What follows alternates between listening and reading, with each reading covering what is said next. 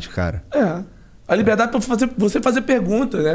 De você ler um texto e falar, cara, por que tá dizendo aqui que se uma pessoa é chamada livre, continua livre? Se ela é chamada escrava, continua escravo. Não tem uma coisa que não funciona, que não tá certo nessa expressão que está na Bíblia? Não, mas o controle vai dizer que não pode fazer pergunta, porque o livro é inerrante. Aí você corta a amizade, né? Você fala, cara, pô, mas eu não posso fazer pergunta, pô. Eu não posso fazer uma pergunta sobre o texto? Será que não dá para questionar? Assim, só uma perguntinha que eu tenho aqui. Por que que... O texto é perfeito, mas eu aqui tô tentando entender. Pô, bicho, eu tô tentando. O texto tá falando isso, mas, bicho, eu tô do lado de cá e...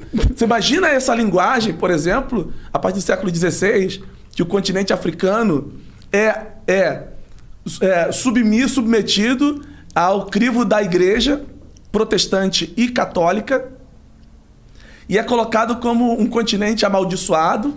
Caralho. E que a Europa, agora cristã, tem autoridade de controlar a África porque os negros africanos são filhos amaldiçoados de Noé e eles precisam de salvação e nós somos os salvadores. Porque os colonizadores não chegavam na África e não vieram para a América na condição simplesmente de missionários. Eles vieram na condição de colonizadores, de donos.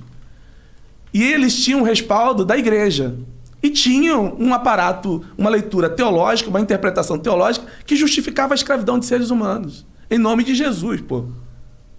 Aí você imagina o negro escravizado sendo trazido nos tumbeiros, arrancado das suas histórias, arrancado das suas origens, arrancado da sua ancestralidade e da sua leitura do sagrado, que é demonizada, e eles chegam na América escravizados, e os escravistas falam assim, olha, foi o Deus cristão, inclusive, que nos deu vocês.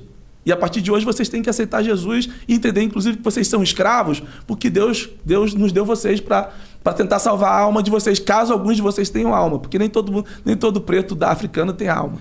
Pô, você contando essa história, claramente você vê que é um uso político da religião. Total, projeto de poder total. É justificado biblicamente. É justificado por uma fala assim, do tipo, se você é livre, continua livre, mas se você é escravo, continua escravo, doutor. Aí você não pode olhar para Quando eu, um negro totalmente emancipado de um controle, leio um texto desse, eu faço pergunta para ele.